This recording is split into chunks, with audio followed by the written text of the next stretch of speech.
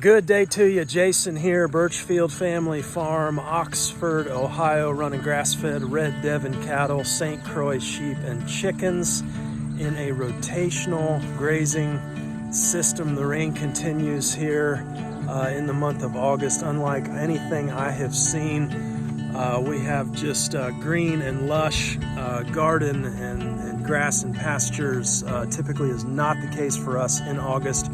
Another 0.6 of an inch of rain last night and through this morning. More on the way here. I'm going to try and get this video filmed here before this puppy rolls in from the west. We have a website. I'm excited to announce that. My son Samuel has built us a website. I've wanted to do this for years and have never gotten around to it. It is up, birchfieldfarms.com, Birchfield Farms with an S, and just some additional information on who we are, what we're doing, and how to get a hold of us directly. Got a good word for you today. This comes from Luke 6. These are Jesus' words. Why do you call me Lord, Lord, and do not do what I say? I will show you what he is like, who comes to me and hears my words and puts them into practice. He is like a man building a house who dug down deep and laid the foundation on rock. When a flood came, the torrent struck that house but could not shake it because it was well built. But the one who hears my words and does not put them into practice is like a man who built a house on the ground without a foundation. The moment the torrent struck that house, it collapsed and its destruction was complete. Both of these groups hear Jesus' words. They both hear what he has to say. The call to obedience here is consistent with John 8, where Jesus says, if you hold to my teaching, you are really my disciples, then you will know the truth, and the truth will set you free. I remember attending a secular university here in town, and right in the middle of campus on one of the largest buildings, etched in stone, is the phrase, ye shall know the truth, and the truth shall make you free. That's right out of John 8:32. But that's an if-then statement, right? You can't just take the last part of that. The first part, if you hold to my teaching. And that's the important part to Jesus here that he's emphasizing. I think if we're honest, though, we need help with this. We need each other. We need community. To be more specific, though, I believe that we need the shepherds. I have a good friend who likes to say, revival doesn't come until the shepherds are in place. David was not trained for Goliath by the hands of men in churches or seminaries. He was trained by the adversities, the hardships of actually being in the field. He rejected their body armor and sword. He had all he needed from his experience in the field as the Lord trained his hands. Real life shepherds out there, recognize your positions as immovable caretakers in your local communities in this next season. Okay, we need to do a sheep and a cattle move today. We are out on paddock 8. We need to move into 9. I had a couple questions roll in from the channel here. One was on tail docking. Do we tail dock, and why or why not? We do not. I have never docked a tail.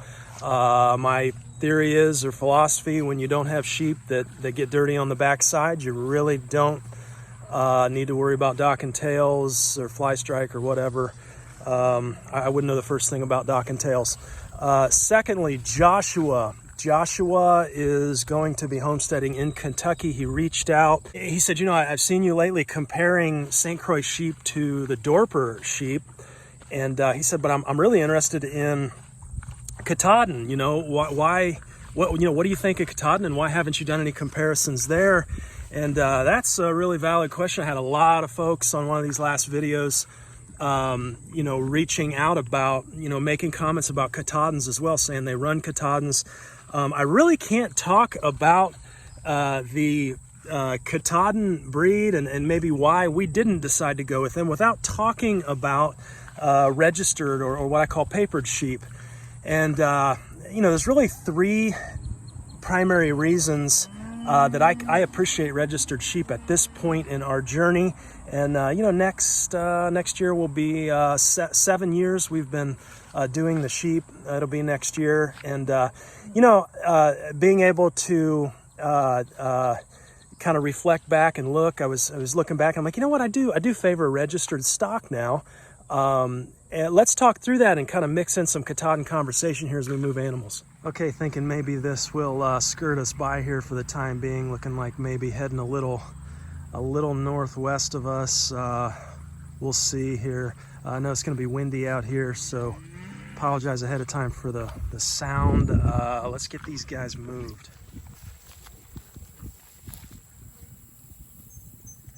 Okay, so Big Pat dropping a pat here, and you can see, man, just about perfect consistency here. I see, looking at some of these other ones, tending to be a little on the runny side, so getting plenty of that green stuff, plenty of protein and moisture right now. That's the way it is here with this stuff growing back. We came off of here, what, 2 days ago, and you can see the little sprigs bouncing back, green shoots already. So it's still growing here. Bobby, what in the world? Did you get pooped on the face? Bobby. Okay, let's get them moved here. Come on, guys. Hey, sheep's first this time. How about that?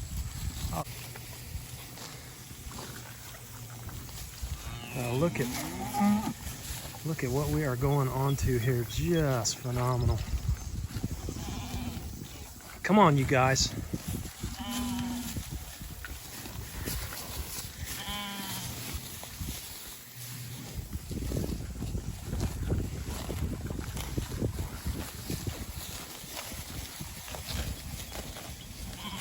Just munching it.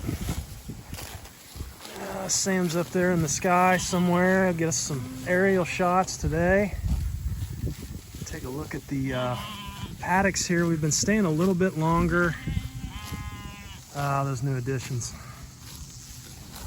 And they did pretty well on this last move before this. Let's see what they do when the cattle move through here. But now we've been staying just a little bit longer. I know I can err on the side of, and we've overgrazed a bit, taken this down a little bit lower, but we've had so much moisture. Stuff is bouncing back so quick that's giving us just a little more rest overall, which really is what I'm wanting right now. Graze it down a little lower rather than feed out hay. That is my preference anyway. You can see a little sloppy on the back end of the bull there. I got just one or two of these mamas too that are just got a little bit on the back side, a little bit runnier, and you know, you're just going to have that when you get on green grass. I know we talk about this often, but you know, it doesn't always mean Cox City. Oh, he's with the drone there trying to herd them this way. Check it out. Let's see if that works. But dirty on the backside on sheep doesn't always mean Cox City.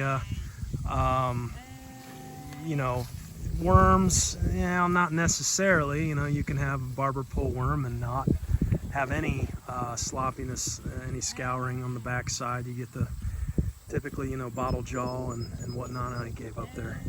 But typically this time of year, you know, in the spring is when we see it, but things are so green and lush now, in combination with the fact that we are weaning. We just weaned ewes. I don't know if you can see them around there, around the chicken coop, but you know, they're hollering over here to mamas, and mamas are hollering back. It's just it's a stressful time as our mamas recover, right, from their long trip of lambing and raising up these new lambs, which they did an incredible job at this year. Had a great lambing and a great season. Man, I wish they'd come back over here. I think we're gonna have to go get them. So on this paddock here in number 9, we have no shade, as you can see. So what we'll end up doing, we will not move the mineral or the orange water over there. I'll just run an electro net right on the other side to kind of keep them off of this side of paddock 8. Man, that ground is squishy. That is just great. Very, very wet. That way they'll still be able to access that shade there from that huge walnut tree. One of my favorite trees on the farm, actually. Okay, come on, ladies. These ladies were down around southeast of us here. There we go. Now we're happy. All right. After raising sheep for 6-7 years here, why do I prefer to run registered sheep, or what I call papered sheep? Do you have to? Absolutely not. Absolutely not. I know great flocks and great people who raise great flocks without registering animals. Not a necessity, not something you have to do. Back to Joshua's question on the Katahdin, kind of ties into the first point here, the first of 3 reasons why I prefer to run registered stock, and that first one is breed uniformity. So when we were looking at Katahdins to begin, saw a lot of great sheep, a lot of great stock, a lot of regenerative folks really sinking their teeth in with the Katahdins. And I tell you, I've seen some amazing animals. We just delivered a ram to a gentleman that was running Katahdins, and it's just his rams looked amazing, absolutely incredible. And so a lot of great stock out there. The problem for me was when I talked to breeders, and nobody was really sure. I shouldn't say nobody. The folks I talked to, just weren't really sure on that breed uniformity standpoint. What I mean by that is as a buyer, I wasn't sure what I was buying. It was almost like, you could take this sheep maybe that's not a Katahdin and breed it over here with this one that is a Katahdin, and then it's like magically somehow, poof, you've got a Katahdin lamb then, right? And it was like, well, wait a minute. I don't know. I couldn't wrap my head around how, when you have a 4 or a 5-way cross that makes up a breed, how do you maintain any kind of breed uniformity? And then consequently, as a buyer, as a consumer, how do you know what you're getting? I was never satisfied that I did know what exactly I was getting. I'm sure there's a Katahdin registry. Maybe some of you folks raising Katahdins, you could chime in here. Leave a comment. Talk to us about breed uniformity. What do you think? Why was that not an issue for you? Anyhow, St Croix. Papered St Croix, registered St Croix sheep. I knew what I was getting. I knew exactly what I was paying for. And again, St Croix are one of those foundation breeds, even in the Katahdin mix there. And so why not start with the good stuff? Why not start with that foundation breed? And again, we talked about comparing St Croix to Dorpers. It's my understanding the allure to Katahdins would be size. You're going to have a little bit more size, but again, guys, as we saw with the comparison to St Croix to Dorper, a much meatier sheep, sometimes called the Angus of the sheep world. What we saw there, though, is yes, when you compare individual animal to individual animal, Dorper come out on top carcass size every single time. But when you actually step back and you compare flock to flock, in other words, on acreage, so how many sheep can I run per acre, and what do the number of lambs that I'm producing and the actual pounds of meat add up to, we see St Croix.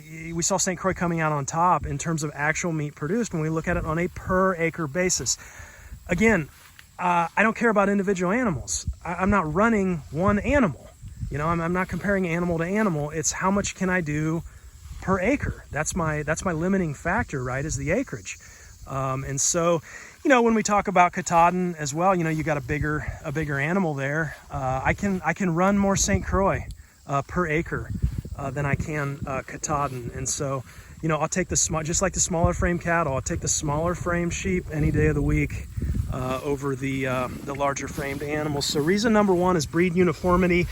Reason number 2, and this is probably the main one for me over the years that's come about, when we first got started, we purchased 3 ewes and a ram. I wasn't concerned with breeding stock. I wasn't concerned, we went after good stock, good grass-fed stock, but I didn't know that we'd be doing a breeding operation. We were going mainly for meat, right? And so I got a ram. He was related, so we did some line breeding, learned a lot up front with that. But that's reason number 2, is the introduction of different bloodlines. Mainly through the paternal side, sire or ram, whatever you want to call him. With registered sheep, I can go back and I can look 5 generations back. Okay, I've got a 5-generation pedigree on each and every sheep, and it's not that expensive. I think we pay $8 an animal to register them, like another $8 to transfer them. You know, not cumbersome. It's a pretty easy process. Everything's online. And so, you know, when you first start out, it's like, okay, you know, we're making meat, we're using a ram, making lambs, and that's all well and good. But you get a couple years into it and you start to grow. And it's not long until you realize, oh, I really need to introduce a second bloodline ram, right? And then you go to do that. And, you know, if you don't have registered sheep, you're flying blind. And I tell you, I've seen it even from personal experience, you know, traveling far away to try and find different bloodlines, right? And you make these travels and then you realize, you know, wherever you went to in this far off place, well, guess what? The people you're buying from, they had the same mentality and they wanted to travel too. And so they actually traveled to your area to buy sheep, right? And so you travel somewhere far away and realize that, oh my gosh, you know, I'm up here buying similar bloodlines to what I already have. There's no way of knowing that unless you have pedigrees. And, you know, that's really, you start to get into just some more with on the breeding side though, and being able to understand and, you know, recognize what you need for a successful breeding program. And it is multiple male animals, multiple rams over time. You know, obviously your ram is 50% of your lamb. And so you don't want bad bloodlines in your rams. You know, it's okay to line breed. We've done some of that. I hear folks, you know, thinking line breed's going to give you like inbreeding is going to give you a sheep with 3 eyes, you know, and 2 heads or whatever. Not really the case. You know, line breeding is just exposing what's already there.